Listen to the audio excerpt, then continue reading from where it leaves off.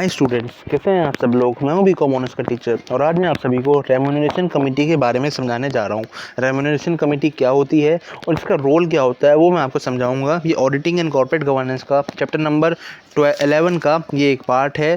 चलिए शुरू करते हैं रेम्यूनरेशन कमेटी के बारे में। रेम्यूनरेशन कमेटी बेसिकली रिस्पॉन्सिबल होती है formulating and approving remuneration including pension right and compensation payment. इसका मतलब कंपनी के अंदर जो कोई भी पेंशन राइट दिलाना होता है और कंपनसेशन देनी होती है, सैलरी, फीस और वेजेस, कंपनी के अंदर जो लेबर्स एम्प्लॉयज़ को, स्टाफ को देनी होती है, वो रेम्यूनरेशन कमेटी का काम होता है कि एम्प्लॉयज़ को properly time to time basis पे सैलरी मिलती है, उनके उनके एक्स्ट्रा एफर्ट पे, एक्स्ट्रा टाइम पे उनको बेनिफिट्स मिलता है और बेनिफिट्स इन द फॉर्म कुछ उनको बोनस मिल रहा है और रिवॉर्ड मिल रहा है, तो ये सब कहलाता है, इंसेंटिव मिल रहा है, तो ये सब कहलाता है रेम्यूनरेशन कमेटी का एक काम।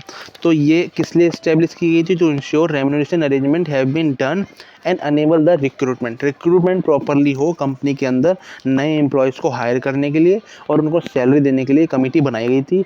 और इसके अंदर कौन कौन होता है मैं वो क्लियर कर दूँ आपको। सबसे पहले board shall appoint chairman of remuneration committee. Board एक चेयरमैन बनाएगा रेम्यूनरेशन कमेटी का। चेयरमैन इस कमेटी का हेड होता है और जो रेम्यूनरेशन कमेटी है उसके अंदर कम से कम 3 डायरेक्टर होंगे। फिर बता दूं, डायरेक्टर को मेंबर भी कह सकते हैं, डायरेक्टर को मेंबर भी कहा जा सकता है। तो 3 मेंबर होंगे कम से कम और एक चेयरमैन होगा और उनमें से जो है नॉन एग्जीक्यूटिव डायरेक्टर भी होगा और उनमें 3 मेंबर में से एक नॉन एग्जीक्यूटिव डायरेक्टर होगा। ठीक है। All member of remuneration committee should be present at meeting. जितने भी मेंबर होते हैं, जब भी रेम्यूनरेशन कमेटी की मीटिंग होती है तो उसमें उनको प्रेजेंट होना उनका मैंडेटरी है।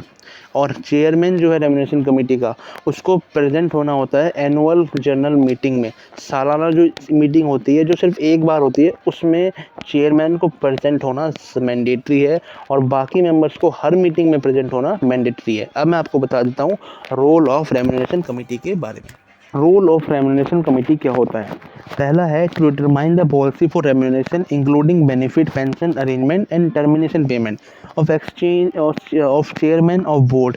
इसका मतलब जितनी भी कंपनी के अंदर रेम्यूनरेशन पॉलिसी होती हैं, कंपनी के अंदर रेम्यूनरेशन पॉलिसी मतलब जो बेनिफिट्स दिए जाने होते हैं, पेंशन अरेंजमेंट, टर्मिनेशन पेमेंट, तो कंपनी के अंदर जो ये सब होता है, ये किसका काम है? रेम्यूनरेशन कमेटी का। कंपनी का एम्प्लॉय अगर छोड़ के जाता है तो टर्मिनेशन के टाइम पे भी उसको एक अमाउंट दिया जाता है।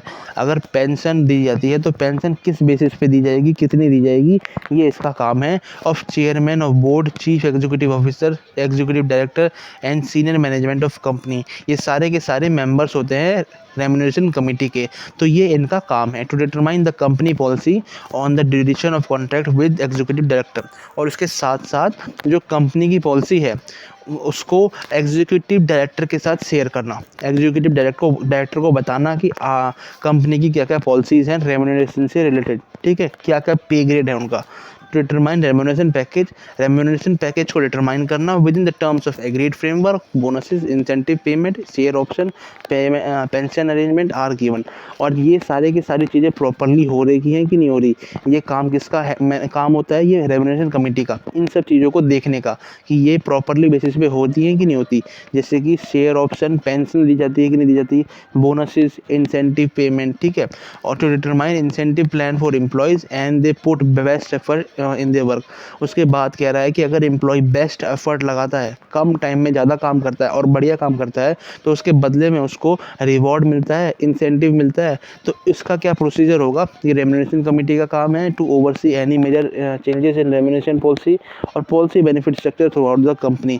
पॉलिसी का बेनिफिट स्ट्रक्चर क्या होगा और to frame policy and systems and conditions for grant of employ stock plan और एनी अदर स्कीम। मतलब कंपनी जब फ्रेम करती है पॉलिसीज और सिस्टम, ठीक है, कंपनी का फ्रेम करती है पॉलिसी और सिस्टम, तो वो कैसे होगा और किस बेसिस पे वो उस फ्रेमवर्क को बनाएंगे। तो ये पूरा का पूरा रोल, इंपॉर्टेंट रोल है किसका? रेम्यूनरेशन कमेटी का। आपको कोई भी डाउट हो मेरे से कमेंट में पूछ लीजिएगा, इसके नोट्स का लिंक डिस्क्रिप्शन में मिल जाएगा। तो यहाँ पे मैंने आपको रेम्यूनरेशन कमेटी पूरा समझा दिया है। कोई भी डाउट हो मेरे से पूछ लीजिएगा। वीडियो देखने के लिए थैंक यू। वीडियो को लाइक, सब्सक्राइब जरूर कर दीजिएगा।